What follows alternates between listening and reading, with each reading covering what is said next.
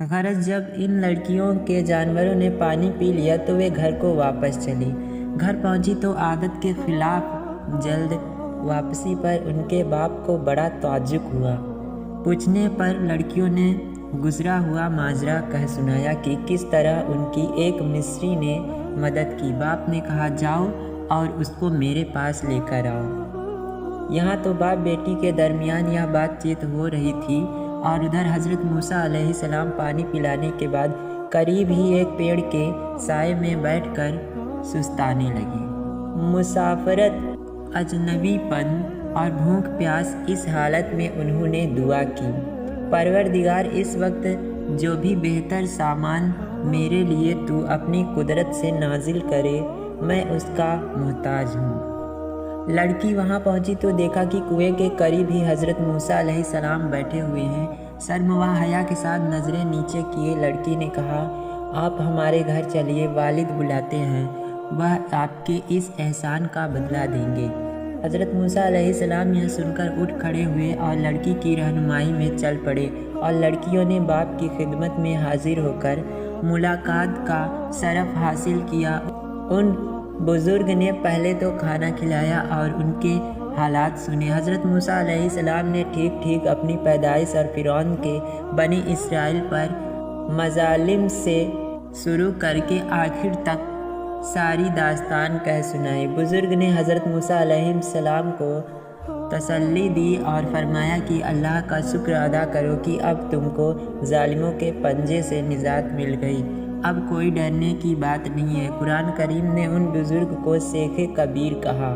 اوپر کی باتوں کے دوران اس لڑکی نے جو حضرت موسیٰ علیہ السلام کو بلانے گئی تھی اپنے باپ سے کہا اے باپ، آپ اس احسان کو اپنے مویشیوں کے چرانے اور پانی مہیا کرنے کے لیے عذر پر رکھ لیجئے۔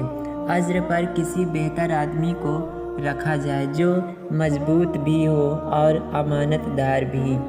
بزرگ باپ نے اپنی بیٹی کی ان باتوں کو سنا تو بہت مسرور ہوئے اور حضرت موسیٰ علیہ السلام سے کہا کہ اگر تم 8 سال تک میرے پاس رہو اور میری بکریاں چراؤ تو میں اپنی اس بیٹی کو تم سے شادی کرنے کو تیار ہوں، اور اگر تم اس مدت کو 2 سال بڑھا کر 10 سال کر دو تو اور بھی بہتر ہے۔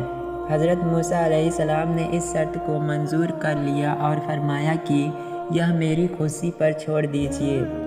دونوں طرف کی اس آپسی رضامندی کے بعد بزرگ میزبان نے موسیٰ علیہ السلام سے اس بیٹی کی شادی کر دی۔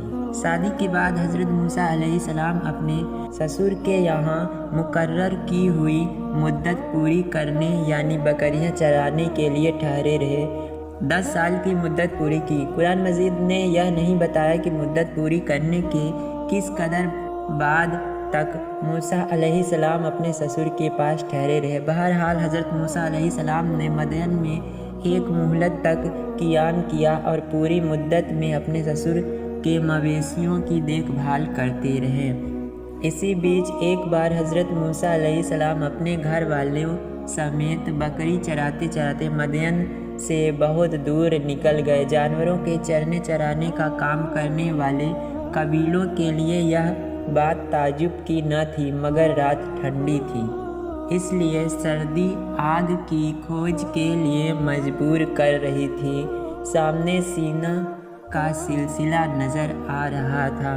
یہ سینا کا پوروی کونا تھا اور مدین ایک دن کے فاصلے پر لال ساگر کی 2 شاخاؤں کے درمیان مصر جاتے ہوئے واقع تھا۔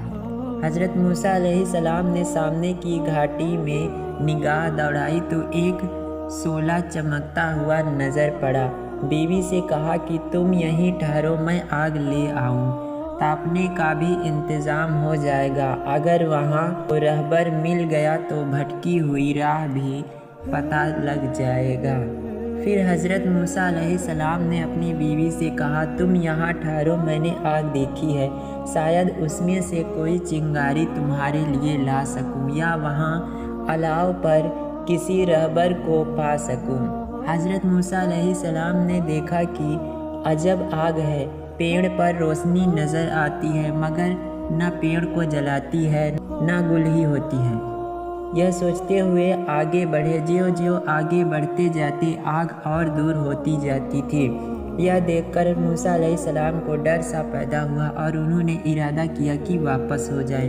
ज्यों ही वह पलटने लगे, आग करीब आ गई और करीब हुए तो सुना कि यह आवाज़ आ रही है, ए मूसा, मैं हूँ अल्लाह, परवरदिगार दुनियाओं का। जब मूसा अलैहिस्सलाम मूसा के करीब आए तो पुकारे गए, ए मूसा, मैं हूँ तेरा परवरदिगार, बस अपनी जूती उतार दे।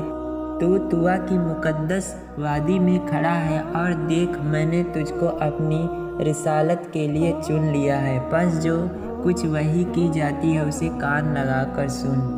हज़रत मूसा अलैहिस्सलाम ने जब अल्लाह की उस आवाज़ को सुना और उनको यह मालूम हुआ कि आज उनके नसीब में वह दौलत आ गई जो इंसानी शराफत की इम्तियाजी शान और अल्लाह की मोहब्बत का आखिरी निशान है, तो फूले न समाए। आखिर फिर उसी तरफ से शुरुआत हुई और पूछा गया, मूसा, तेरे दाहिने हाथ में यह क्या है? हालांकि अल्लाह रब्बुल इज़्ज़त बेहतर इल्म रखने वाला है। मूसा अलैहिस्सलाम ने जवाब दिया, यह मेरी लाठी है, इस पर बकरियां चराते वक्त सहारा लिया करता हूँ और अपनी बकरियों के लिए पत्ते झाड़ लेता हूँ। अल्लाह ताला ने इरशाद फरमाया, मूसा, अपनी इस लाठी को ज़मीन पर डाल दो। और मूसा अलैहिस्सलाम ने इस इरशाद की तामील की। मूसा अलैहिस्सलाम ने लाठी को ज़मीन पर डाल दिया, बस यकायक वह अजगर बनकर दौड़ने लगा। हज़रत मूसा अलैहिस्सलाम ने जब हैरत में डाल देने वाला यह वाक़िया देखा तो घबरा गए और बसर होने के तकाजे पर असर लेकर भागने लगे। पीठ फेरते ही ये की आवाज़ आई। अल्लाह ताला ने फरमाया, मूसा, इसको पकड़ लो, खौफ न खाओ, हम इसको इसकी असल हालत पर लौटा देंगे। हज़रत मूसा अलैहिस्सलाम की लकड़ी 2 शाखा थी, अब वही 2 शाखा अजगर मुँह नज़र आ रहा था। सख्त परेशान थे, मगर अल्लाह की कुर्बत ने तमानियत और सुकून की हालत पैदा कर दी और उन्होंने बेखौफ होकर उसके मुंह पर हाथ डाल दिया।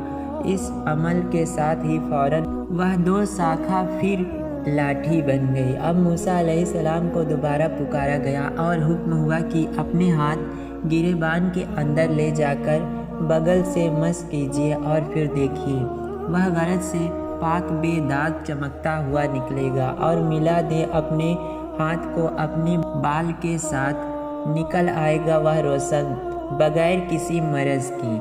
यह दूसरी निशानी है। मूसा, यह हमारी ओर से तुम्हारी नबूवत व रिसालत के 2 बड़े निशान हैं। ये सच्चाई के तुम्हारे पैगाम और हक़ की दलीलों की ज़बरदस्त तायद करेंगे।